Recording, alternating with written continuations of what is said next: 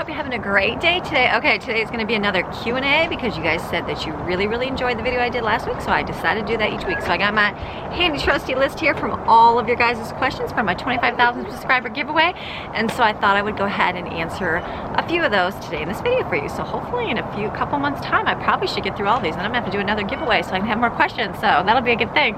Okay, so today I'm flipped back and I'm going backwards. Now the back of the list says, how do I get out of a rut in food meal prep? I know for myself, I do get in a rut sometimes. Like I'll do my monthly food prep, and like you'll just do I'll have one printed off. Now if you do that every single month, sometimes you have to because it's pure survival. Like I would print out one whole month's worth of menus and we would go with that. And then, but sometimes it's just like, okay, I'm tired of doing this. So the next month I may add a couple more things in different, but sometimes you're just like, I can't even think. Like I remember back in the day, like when I didn't have my blog and all my meals on there, I had to like sit down and like, my brain was so like consumed with kids, like I couldn't even come up with like simple meals. So what I would do is I would talk to my girlfriends. I'd be like, hey, what are you having for dinner tonight? What are some couple meals, what you guys eat this week? So I'd get some ideas. And do you know that I still do that to this day? Like when we go to the park with our friends and stuff like that, I'll always sit around with the ladies and I'll be like, so what you cooking for supper tonight? And I always get tons of ideas, and they might be something simple, like someone might just say, I had tacos tonight, or I had, you know, chili, or I had meatloaf, and I think in my head, you know what, I haven't had that in a long time. And so that is where I get a lot of my ideas from. Sometimes if I don't get to go to the park and talk to people, I might just sit and look on Pinterest. Like I might just type in crockpot meals with sausage, or crockpot meals with beef, or crockpot meals with chicken, or whatever whatever I was looking for. And I would just sit down and write down tons of ideas. If I would get, my mom sends me a food magazine subscription each month, and so what I'll do is I'll go through there. I might not need it that month, but I'll go through and I'll rip out the recipes that I want, and I keep them together in a folder. So then the months that when I start making my new menu, I'll go, oh, I want to try that meal, and so I'll pull it out and use it that way. So that's a good way to do that. I say get it from your good friends. That's the best place because they make it every day long. Obviously it's got to be pretty good. So that's usually one of the first things. If you ask my friends when we're together, so what you guys cook for supper tonight? What you guys, even if I had something made that day, it's just ideas for another time. So that is a great way to get some ideas from other people, or watch these videos, watch these food prep meals that all these mamas make, and see other things that people do just to get some ideas. Jot them down, even if you're not going to make them for that specific month, maybe for another time. So hopefully that answers that question. Okay, so I had to change my whole area because over there my dogs are outside and there's barking at each other, and so hopefully it won't be too loud. I would try to talk louder, be closer to my camera so that you won't hear the background of the cars going by, because the leaves are all falling and you can hear the expressway so much more. So you guys ask how to make your children best friends. That is something that it's something you have to work at, just like you have to make best friends with your husband or best friends with a friend. And so my advice would be to designate a time to get rid of those electronic devices, anything that is drawing them away to be alone there by themselves, where they can get all their interactions by themselves. Like I know my kids, my girls, like sometimes they'll start getting too much where they're by themselves, and I'm like, okay, we need to take a break. You guys need to do something together. You need to, and I'll force them to play a game together. I'll force them to do something like that.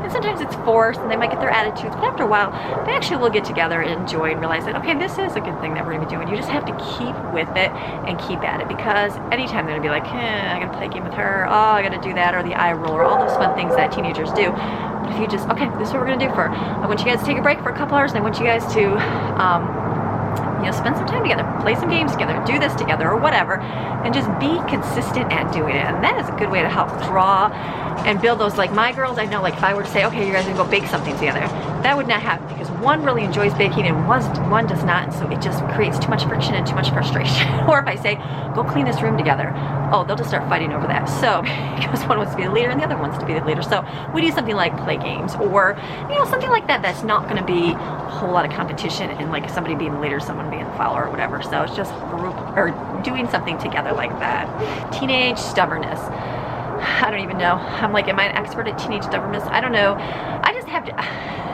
like I don't think I'm an expert at like knowing what to do for teenage stubbornness. I just know I've gone through it a lot.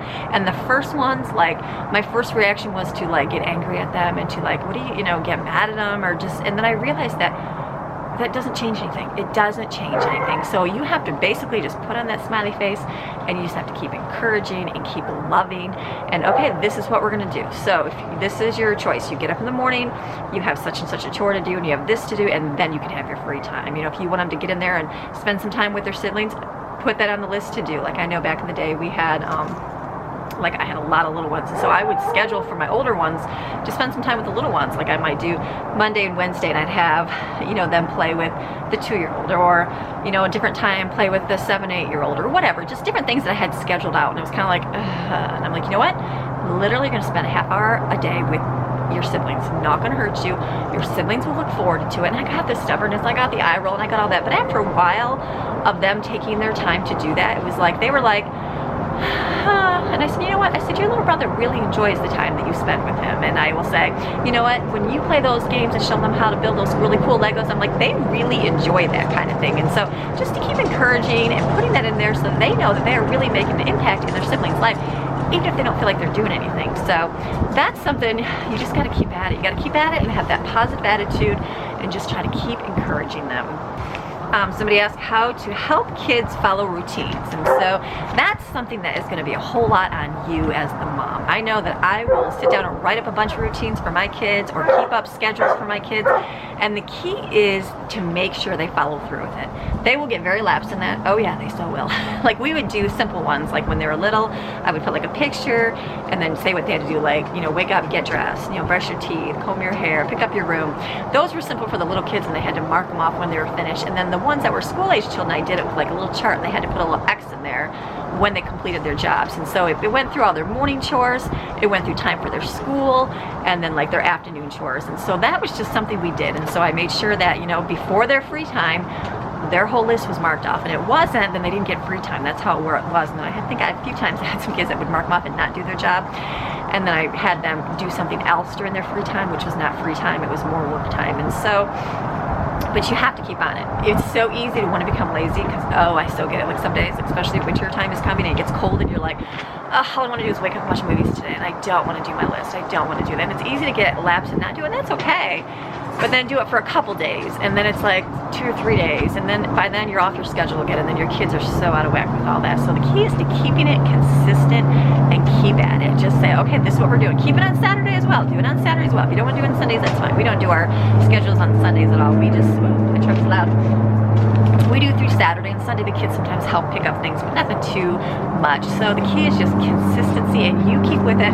Make sure that they're doing. Print something off. Don't just say keep your room clean, because that's never going to happen. Don't just say, okay, your job is the bathroom. Always do the bathroom. Well, that's not going to happen. So I print out a list, make it in a WordPad document, and do like a chart on there. I think they have a chart where it has like the rows and columns, and just make it like, you know, however many jobs down and how many days of the week, and then just print it off so you've got something. Make a couple copies, stick on your refrigerator so that they know what they have to do. Kids never know what they have to do unless they have it written down so they can see it. If you just say keep your room clean, it'll never get clean. Then don't yell at them if it's not clean, because it's not on their list to do. And then also, if you want to do things like keep their room clean, if you're not providing a way for them to keep it clean, and there's just so much stuff and no real organization, they're not going to keep it clean. Like I know I would constantly be telling my kids, you need to keep your room clean and you need to keep this clean. And then I realized there's just so much stuff. There's so much stuff.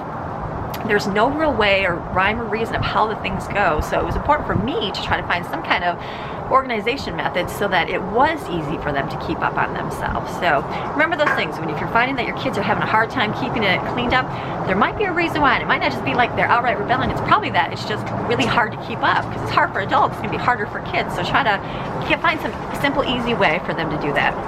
Another one of our questions is what we do in our community and our church. And so I've posted some things on here what we do. Like I know our little community is a small little community, very small little town, and we love to take part in anything that our community does. We do, I know Christmas is coming up here, and we will have a Christmas tree lighting ceremony in our little community. We first started coming, I think it was only the second year, first moved down here, it was only their second year starting to do like a tree lighting ceremony.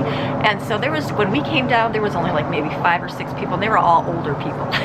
So it was all me and my kids and these older people at this tree lighting ceremony. But I'm like, you know what? It was fun. It was great. The next year there was a couple more. We did like a meal and we just went. I didn't worry that there wasn't other parents there with their kids. I wasn't worried that there was nobody else there my age. It's like I wanted to be there because I wanted to be part of our community. I wanted to show my kids that, look at, we're going to build up this community. If nobody comes, no one's ever going to come. And if you don't show up, you're never going to want no one else to ever show up. And so we would go and do it. And then I was so glad this last year we did it, and we had our little homeschool group here. We also started that. I'll share that in a minute. And what I did is I had the homeschool group come to my home, and we decorated cookies with frosting and sprinkles and a whole lot of messes. And then we also did ornaments and painted and glittered and all that fun stuff and made a bunch of ornaments. And so we made those treats for the tree lighting ceremony last year. And it was great because there were so many people. I want to say there was at least 100, possibly more people that came to that thing. And so it just got bigger and bigger. It's like the more and more you contribute, the more you go to, even if there's nobody there for a little bit, keep going. Don't give up and say, oh, there's nobody here, no one's ever gonna show. No, keep going and keep doing it. Share with other people when you see people and talk about, oh, you missed this, it was so much fun, we had a good time. Bring that fun community bond to, and it'll draw others in there. So that's something we enjoy doing with our community. I also did, we also do like a chili cook-off in our community. So I know in March every year they do a chili cook-off.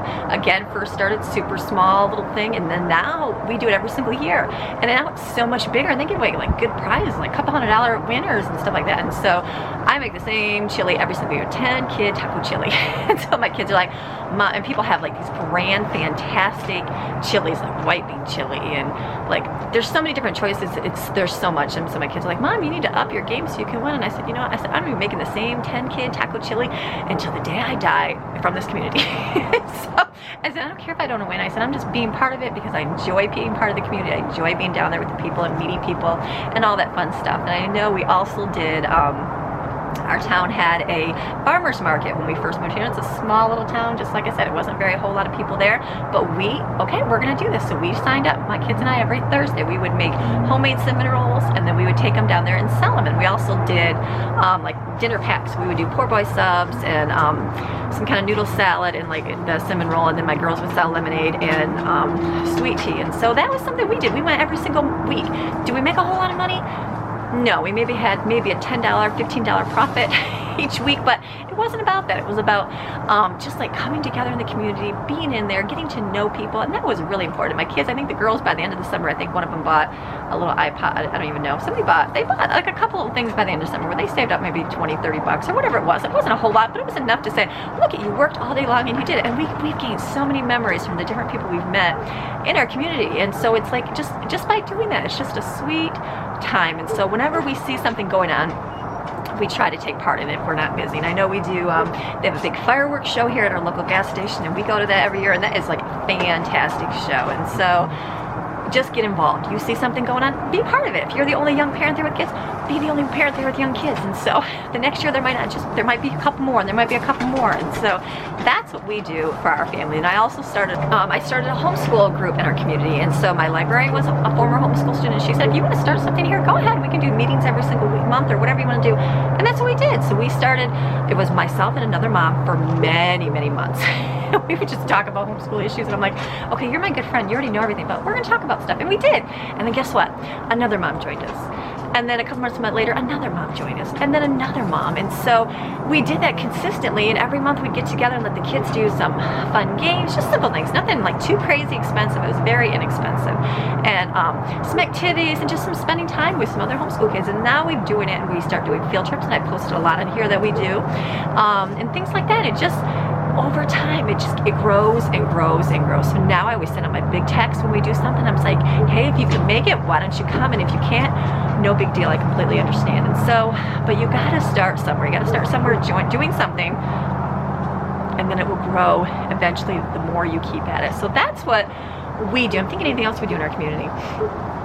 We did our, through our homeschool group, we got to take part in our community garden this year, and that was really fun. And so it was nice being able to go and pick some veggies, fresh veggies from the garden this year when we were there. I'm trying to think of anything else. I mean, like I said, small community, but anytime they do something, we try to take part in it. And then our church, we're very involved in our church. Absolutely love our church, and we are involved in our church, helping with the kids' ministry, help with the kids' worship. You guys saw my worship dancing on here, right? And so I do that with the kids, and my other kids all volunteer and help in some avenue or aspect in the church as well. It's like, so we really enjoy being part of that, and that's just something that's part of our life. It's part of our life, and we really enjoy doing that. And so we are highly involved in church, highly involved in our community. So I feel like I want my kids to grow up in a strong community, in a strong church. I want them to know that this is what they're part of. These are the people here. These are the people who are going to influence. These are the people that you're going to grow up with. You're going to get old with. All these things. It's like, so let's be part of it. Let's help it grow. All those good things. So that's what we do for ours.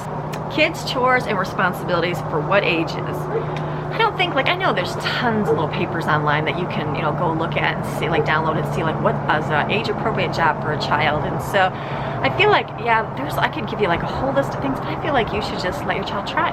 Okay, so we start off, usually the simple jobs in our household are fill waters. And so, well, no, simple jobs would be like, well, I'm just thinking in my head, fill waters might be an easy one. And so we have, like, the younger one fill water bottles, and that's fun to do. Sometimes if they can't reach it, so they wouldn't be appropriate, then you choose a different one. Another job we do for the younger ones is, like, empty the trash cans. And sometimes it's too much for them to get it and dump in the big one because you don't want trash everywhere, so I just have them go get them for me. Another job for younger ones is, like, I'll get the toilet papers out and I'll say, okay, go put 3 down in the downstairs bathroom, put 3 in the upstairs bathroom. You know, another job is fill the containers with Q-tips and cotton balls and stuff like that. We move up that way. We just do the simple, easy jobs for the littler ones, and then as we get older, those are more like the sweeping jobs. And the sweeping jobs, only if they really can get that whole concept. Like, I know Autumn does her sweeping job and she's doing really well. Like, first started out, she missed a whole lot of dirt on the ground. So I was like, okay, so you have to be prepared to live with that because they're not going to do a great job at that. So let her learn, let her do it. And then, you know what, now she's a really good sweeper. And so if it's an older girl that should know, then yeah, I'll correct them to do it. But if they're younger, we help along doing those things. Vacuuming, I wait for vacuuming until they're older because the risk of sucking up the cord or getting something stuck in the vacuum and breaking it, that would be bad. So things like that, you just have to kind of look and see, like, what they can do. I know even keeping the rooms clean, you know, I have the boys are responsible to pick up the room, but sometimes it's just a big giant mess and they'll just take everything, throw it in one thing because their minds are not thinking separate, sort the toys like mine would. So I might go in there and help them with certain things and say, okay, you pick up all these Legos, or you put all these socks in this drawer, things like that. And so I know when we fold towels, I'll call the little kids and say, okay, little kids, put the washcloths in here, put the kitchen towels in the second drawer, put these hot pads in the drawer by the stove. But will I hand them a big giant stack of towels to put away? No way, because you know what they'll do? They'll shove them in the cupboard and then they'll all fall out and then I'll have to go do it again. So I'll leave that for the older kids to do. And so you just kind of have to think, like, what are they capable of doing? And just give them a job, give them one job. We love the chore pack things. We used to start it with those. I think Stephen Terry Maxwell is the name, and I'm sure they still do it. And they did these little chore pack things. And we bought their little set. It was the greatest thing ever when I had little ones. And so you printed up the cards and the jobs, and then it was like, they would just get like 2 or 3 little cards when they were little, and they'd wear them around they clipped on. They clipped on, and they'd look at it. The first one was like, fill water bottles, and then they go fill the water bottles. As soon as they were done with that, they put their card behind it, and the next one was like empty trash cans. So they go and empty the trash cans, and then when they're done with that, the next one was put your dirty clothes in the hamper, and so they would go and do that. And so those are really great tools for when they were little, getting them to do something consistent. My kids are old enough now just to look at a chart on the wall, so we don't need those chore packs, but those were great ideas to use. Can you tell I'm getting cold? My mouth's starting to get numb. It's freezing. So it's good to record outside, but it's getting dark out here. So chores, you just got to see what your kids can do and like what you think is going to be appropriate. If they're struggling with something, don't get mad at them. If they're more likely just not capable of doing it, just try to give them something simple. If they do well, then move them up.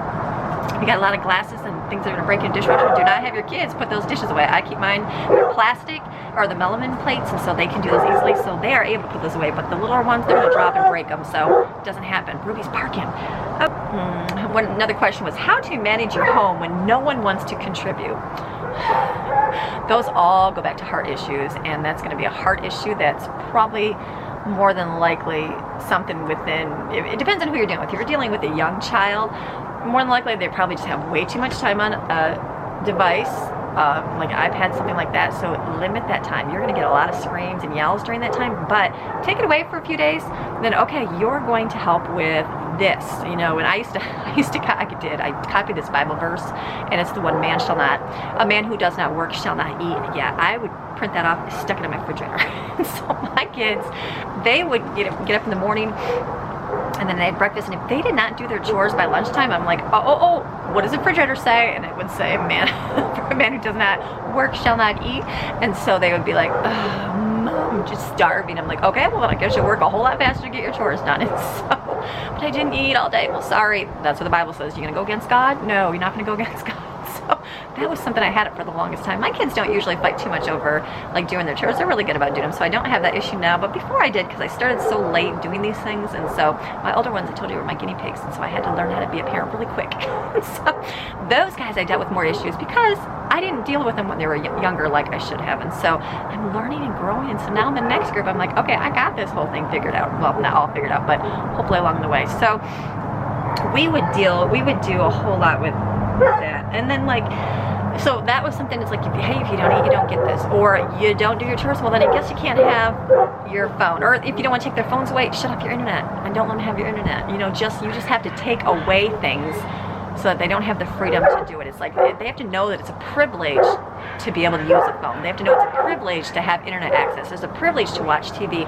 All those things aren't just handed to them in free life, because they're not. You're gonna pay for those, you gotta work for those. So someone has to contribute and help towards those things. And I constantly remind my kids that they are here to contribute and to help in that. You know, I always tell them, like, when they leave their clothes in the ground or something, I'm like, I said, you know what, I said, is someone come to our house today and pick up those clothes today? I just wonder, are you gonna have a friend come clean up your mess for you? And they look at me and they're like, Mom, and I'm like, oh, well, I was just making sure that you weren't leaving that there for me to pick up, because I assumed you would pick it up and put it away versus leaving it there. And so usually they'll just be like, okay, fine, I'll go pick it up. So, things like that. We kind of make light of that situation, but they finally get it and they get it done. So you just have to see, you just have to put into, you got to kind of be the mean mom for a minute. You just got to lay down the law. Okay, this is the rules. This is what we're going to do. If you don't do this, then you're not going to get this as a result. And so just knowing that they have to work for things in life and help out the family as a unit, that's a really important thing to do. So that's just something that we do in our home. So, okay, I'm looking at my timer on here and I feel like I've got a whole lot in here. So I hope that you guys enjoyed this another Q&A. I still got a whole nother list. That was just a few marked off my last page here. So we will continue again with this next week. So I hope you guys enjoy your day and we will see you tomorrow. I'm gonna go in because it's freezing out here. Okay, bye.